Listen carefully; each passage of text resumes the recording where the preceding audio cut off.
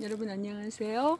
오늘은 제가 그 숲속 아지트에서 조금 내려오면 행복하게 걸을 수 있는 들길이 있는데요. 그 들길에 나와봤습니다.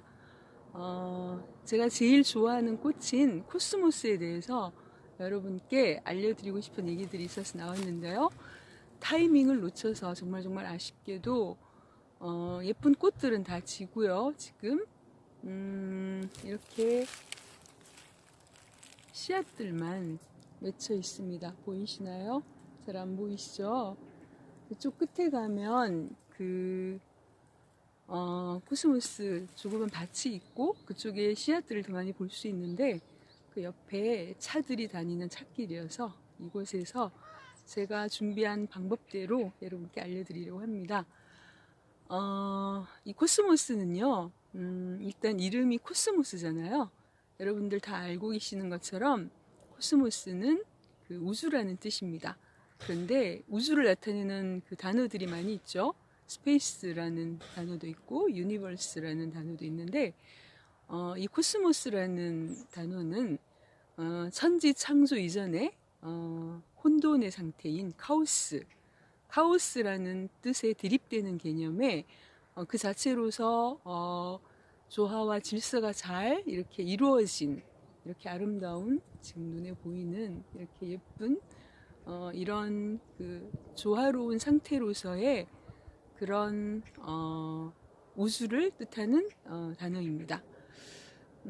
어원을 살펴보면 그 그리스어의 코스모스에서 유래했습니다. 같은 뜻이죠. 이 코스모스는 그 꽃을 보면 그 우리가 지금 얘기했던 이런 조화와 질서가 잘 이루어진 상태의 그런 우주라는 그 장한 뜻까지를 품고 있는 이 꽃의 이름이 이해가 되는데요. 우리나라에 당군 신화 같은 신화가 있는 것처럼 서양에서도 여러 가지 신화가 있는데 이 코스모스 꽃에 얽혀 있는 그런 신화도 있다고 합니다. 서양에서 전해지는 신화를 살펴보면 왜 이런 이름이 이 꽃에 붙여졌는지를 알 수 있을 거라는 생각이 들어요. 제가 읽은 그 신화의 내용은 어떤 거냐면요. 신이 천지를 다 창조하신 후에 사람들한테 그 해야 할 일도 있고 또 먹을 것들도 있고 그래서 행복할 수도 있는데 그것만 있다고 계속 행복할 수는 없으니까 아름다움이라는 것을 느끼게 할 수 있는 그런 꽃을 한번 만들어 보라고 하셨대요. 그래서 천사장 릴리가 천사들을 데리고 색깔과 그리고 모양과 향기까지 잘 고민을 해서 처음에 만들어 왔던 그 꽃잎의 수는 5장이었다고 합니다. 5대양을 뜻하는 그런 뜻으로 5장의 꽃잎을 만들어 왔다고 해요. 그랬더니 신이 보시고서 이 우주 안에 그 5대양만 있는 게 아니고 해와 달도 있고 우주라는 개념도 있으니까 조금 더 고민을 해보고 다시 한번 만들어 와봐라 라고 하셨대요. 그래서 최종적으로 만들어진 꽃이 지금 잠시만요. 제가 꽃이 없어서 사진을 하나 가져왔는데요.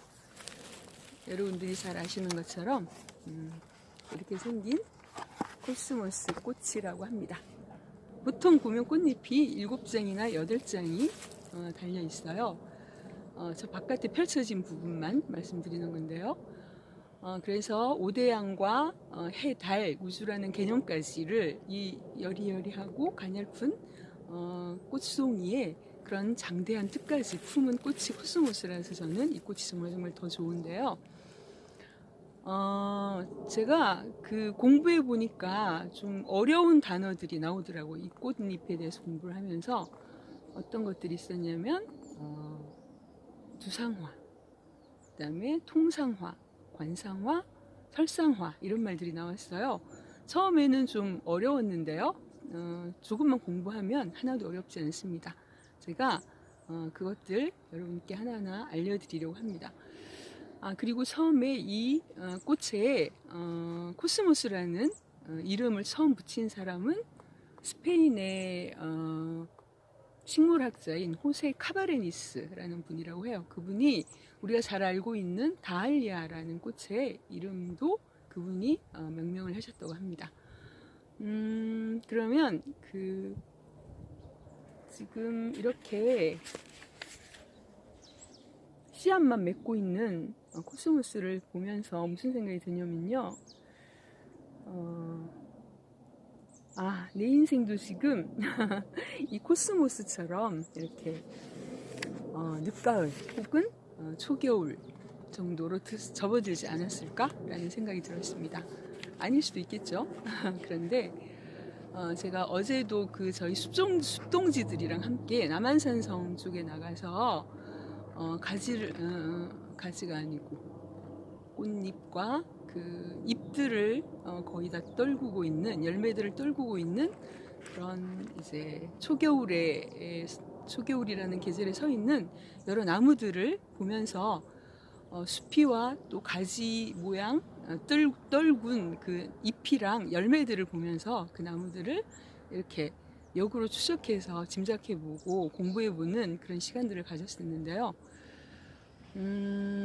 식물들도 그렇고, 그리고 우리 사람들의 인생에도 그렇고, 우리가 나중에 어떤 것들을 남기는지, 모든 것들을 이렇게 떨구고 겸허하고, 그리고 다 벗어내버린 그런 낮아진 모습, 본연의 모습 가운데서 그 식물들이 또한 우리 사람들의 삶이 무엇을 남길 수 있는지, 그리고 더 중요한 건 그 남긴 것들을 통해서 그것으로 끝이 아니고 이 코스모스가 이 씨앗을 통해서 내년 봄이 또 저는 이 길에 가을마다 한 번도 이 코스모스들이 없을 거라고 생각해 본 적 없이 당연히 있을 거라고 생각하면서 늘 이 들길로 걸어 내려왔었거든요.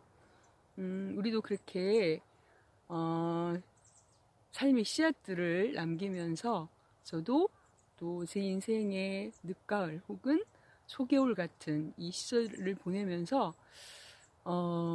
다음 봄에 어떤 것들을 더 내가 채우고 또 덧입히고 또 뿌리를 더 든든히 해서 더 싱그럽게 예쁘게 다시 피어오를 수 있을지를 고민해 봐야겠다는 생각이 들었습니다. 이 씨앗들을 보면서 우리 안에도 그런 씨앗들이 항상 있잖아요. 사람마다 가지고 있는 씨앗들이 다 다를 텐데 우리 안에 있는 씨앗들을 이 계절을 통해서 들여다보면서 한번 생각해보는 시간들이 되셨으면 좋겠습니다. 그럼 카메라를 돌려서 이 꽃잎들에 대해서 먼저 말씀드리도록 하겠습니다.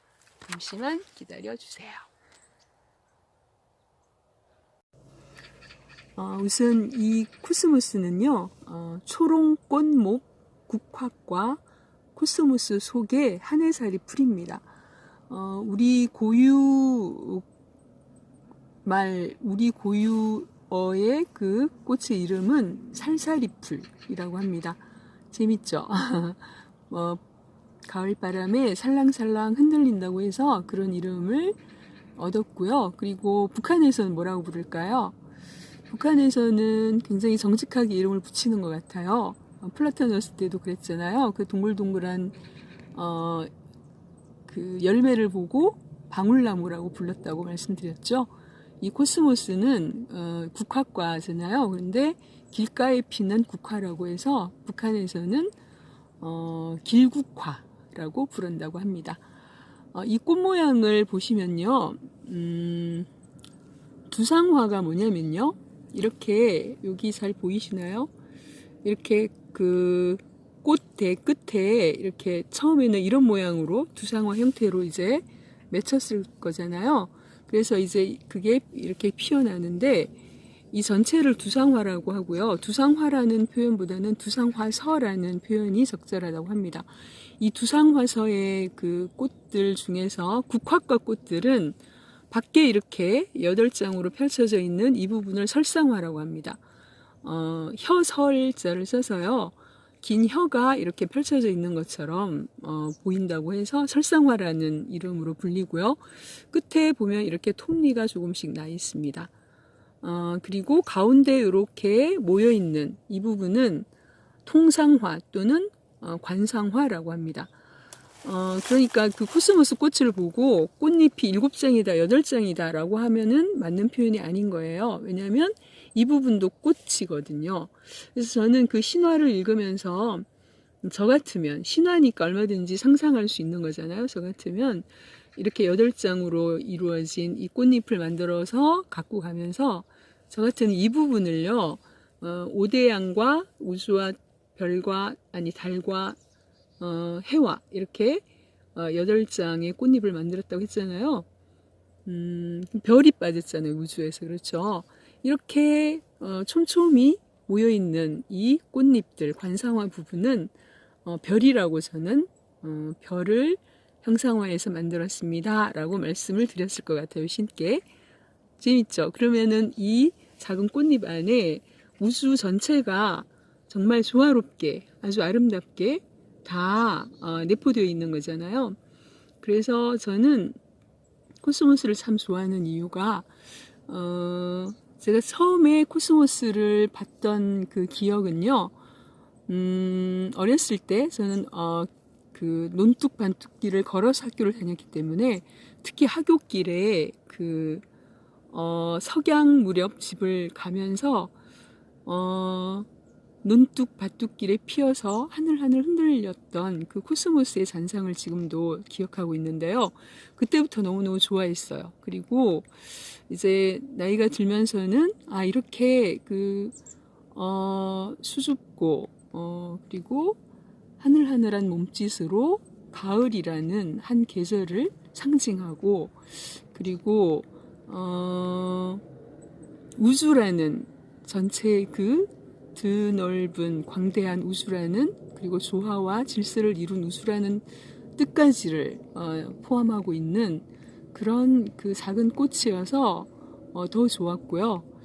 또 하나는 이 코스모스는 6월에서 10월 사이에 피거든요. 그런데 보통은 가을에 많이 피잖아요. 그래서 여름에 그 뜨거운 태양과, 멕시코가 원산지이기 때문에 서늘한 그 기후에서도 잘 견디지만 이런 뜨거운 태양볕도 잘 견뎌내는 꽃이라고 합니다. 그래서 멕시코의 그 아주 그 원종은 아주 높은 고산지대에 지금도 분포를 하고 있다고 합니다. 그래서 신에게 닿으려는 그런 뜻까지를 포함하고 있는 게 아닌가라는 생각이 들어서 더 좋은데요. 이 꽃이 그런 그 계절들을, 또 태풍과 같은 그런 모든 그 시련을 다 견뎌내고 꿋꿋이 피어난 꽃이잖아요. 그러면서 하늘하늘 거리면서도 부러지지 않고 가을이라는 멋진 계절을 상징하고 있는 꽃이어서 저는 참 좋아하는데요. 이 관상화 부분이랑 이 설상화 부분이 어떤 꽃이 더 실속 있고 진짜 꽃일까요? 이렇게 물어보니까 답이 짐작되시죠? 우리 꽃 공부를 해보면 그 위화, 가짜꽃이라는 그 이름으로 불리는 꽃들이 있는데요. 이 꽃도 지금 실속이 없는 꽃이에요. 꽃과 나비를 불러들이기 위해서 화려하게 자신을 그 치장하고 유혹하는 역할을 하기 위해서 이 설상화가 펼쳐져 있는 거고요. 사실은 이 관상화 부분이 번식을 하고 열매를 맺습니다. 그래서 아까 제가 그 보여드렸던 씨앗이 이 관상화 부분을 통해서 맺히는 거거든요. 그래서 다시 한번 정리를 해드리면, 요런 두상화, 꽃대, 두상화가 뭐냐면 이런 꽃대 끝에 그 꽃들이 이렇게, 이 전체를 두상화서라고 할 수가 있죠. 전체 꽃들이 이렇게 촘촘히 모여서 머리 모양으로 달려있는 형태를 두상화서라고 하는데, 두상화서 중에서 이렇게 국화꽃 꽃들처럼 설상화와 관상화를 같이 그 두상화서로 그 갖추고 있는 꽃들이 있는가 하면요, 이 부분은 없고 설상화 부분만 있는 꽃들이 뭐가 있냐면요. 민들레, 그리고 고들빼기, 쓴바귀 같은 꽃들 보셨나요? 너무 예쁘게 노랗게 피어나잖아요. 이 부분이 없어요. 그런 꽃들은. 그리고 반대로 두상화서에서 또 이 부분이 없이 이 관상화 부분만 있는 꽃들이 뭐가 있냐면 엉겅퀴, 지층개 같은 꽃들 한번 네이버 이미지 들어가셔서 한번 보시면 설상화서 부분 없이 이 부분만 모여서 아주 예쁘게 촘촘히 박혀있는 꽃잎들을 확인할 수 있습니다. 그러면 이번에는 꽃잎 얘기를 마쳤으니까 씨앗을 보러 가겠습니다. 잠시만 기다려 주세요. 씨앗 부분이 지금 보이시나요? 딱딱하게 지금 굳어 있는데요. 이 씨앗 부분이 이런 씨앗의 형태를 수과라고 합니다. 식물들 중에서 수과라는 열매의 형태를 갖는 꽃들이 국화과 꽃들이 대표적인데요. 이 수과라는 형태는 바깥에 있는 이 얇은 과피가 이 안에 종자 하나씩을 지금 이렇게 떼어지잖아요. 이렇게 이 안에 종자가 하나씩 다 들어있는데 그 밖에 얇은 과피가 그 종자랑 딱 이렇게 붙어 있어서 열매가 익어도 이렇게, 아니 열매가 아니고 씨앗이 익어도 벌어지지 않는 형태를 수과라고 합니다. 그래서 폐과라는 다른 이름으로도 불리는데요. 딱 이렇게 벌어지지 않고 막혀 있다고 해서 폐과라는 이름으로도 불리는데요. 이 수과는요, 아무리 이렇게 벌어지게 하려고 해도 벌어지지가 않아요. 그래서 이 코스모스는 이 꽃잎 비 지고 난 후에 맺힌 이 열매들이 이렇게 바닥에 떨어져서 다음 해에 또 이 자리에 꽃이 피고 계속 피어나잖아요. 저도 해마다 이곳에 그 코스모스 꽃이 피어 있을 거라고 늘 한 번도 의심하지 않고 옵니다. 왜냐하면 이 꽃들은 야생화처럼 한 번만 그 씨앗이 뿌려져서 꽃이 피면 그 자리에서 계속 다시 피어나기 때문에 그렇습니다. 이런 수과의 형태를 가진 식물들이 또 어떤 게 있냐면요. 미나리 아제비과 일부가 이런 수과의 형태를 가지고요. 또 쐐기풀과 또 이런 수과의 형태를 가진다고 합니다. 한번 찾아보시면 이런 형태의 열매를 가지신 걸 확인할 수 있을 겁니다. 두서없이 말씀을 드렸는데 그 코스모스라는 꽃이 저는 여러 가지 이유로 좋은데 아까 말씀드렸다시피 코스모스는 가을이라는 멋진 계절을 상징하는 그런 꽃이잖아요. 근데 저는 상징하는 것에서 더 나아가서 코스모스가 없으면 저는 가을이 완성되지 않는 것 같아요. 그래서 예전에 제가 이런 시를 썼었습니다. 오늘 이런 그 코스모스에 대한 해설을 할 줄 모르고 써둔 시였는데 참 잘 써뒀다는 생각이 듭니다. 아까 말씀드린 그런 생각이 짧은 이 한 구절 속에 다 들어가 있는데요. 요즘은 한 줄로 된 시들도 많잖아요. 여러분들 보시기엔 어떠실지 모르겠는데 저는 이 짧은 한 줄의 시로, 한 구절의 시로 충분히 만족합니다. 읽어볼게요. 너는 가을이고 가을 또한 너로 하여 비로소 가을이로다. 코스모스. 이렇게 쓰여진 시입니다. 이 시를 보면서 제가 무슨 생각이 들었냐면요. 우리도 인생을 살면서 우리 인생을 완성해주는 어떤 그런 존재나 그런 것들이 있지 않을까라는 생각이 들었어요. 그래서 저는 어떤 생각이 들었냐면 저부터 먼저 그 질문을 여러분께도 드려보고 싶고요. 저부터 먼저 대답을 드리면요. 저는 일단 발병 이후에 더욱 더 그렇게 됐는데 제가 믿는 신 제가 매일매일의 평안을 누리고 믿음 가운데 이렇게 행복하고 감사 가운데 살 수 있는 그 모든 그 원천이 되시는 신 하나님이 계시고요. 그리고 사람으로서는 가족, 특히 남편이 저한테 그런 힘을 줍니다. 여러분들도 그러시겠지만 여러분들의 배우자들에 대해서 그런 생각하시겠지만 저는 특히 남편이 없는 삶은 저는 상상할 수가 없는 것 같아요. 제가 발병한 후에 무슨 얘기를 남편한테 했냐면요. 당신이 보통은 여자들이 수명이 더 길지만 우리 경우에는 특별한 경우로 해서 당신이 나보다 며칠이라도 더 오래 살다가 따라와라. 그런 얘기를 했습니다. 왜냐하면 그 남편이 없는 상태를 견딜 수가 없을 것 같은 거예요. 이제 아픈 사람이 되고 나서 마음이 약해져서 더 그런 생각이 들었을 것 같기도 한데요. 처음에는 정말 제가 비주얼로는 제가 원했던 그런 이상형이 너무 아니어서 저는 여러 가지로 반대되는 그런 모습의 비주얼을 원했던 사람이었거든요. 젊었을 때는. 그런데 살면 살수록 제 모든 부족함을 다 채워주는 그런 사람이어서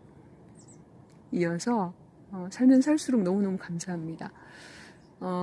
저한테 딱 맞는 안성맞춤의 그런 사람을 제 짝으로 하나님이 저한테 보내주신 것 같아서 살면 살수록 너무너무 감사하고, 그리고 아이들 또한 제 인생을 완성해주는 존재들이죠.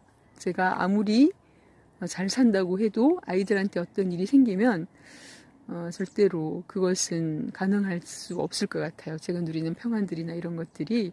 그래서 가족이 그렇고요. 거기다 또 어떤 것들이 있냐면 제 평생의 그 동행이었고 제 친구였던 그리고 늘 저를 채워주고 북돋워주고 저한테 무궁무진한 영감과 끝없는 추구를 해갈 수 있도록 저를 이끌어주는 뭘까요? 책이 있습니다. 그리고 글쓰기. 이런 것들이 제 인생을 완성해주는 존재들이라고 저는 말씀드릴 수가 있는데요. 여러분들은 어떠신가요? 그 생각을 한번 해보시는 시간 되셨으면 좋겠습니다. 두서없이 말씀드렸는데 코스모스에 대해서 또 새롭게 알게 되신 그런 내용들 있으시죠? 또 주변에 관심 있으신 분들과 나눠보시는 시간 또 가지셨으면 좋겠습니다. 함께해 주셔서 감사합니다.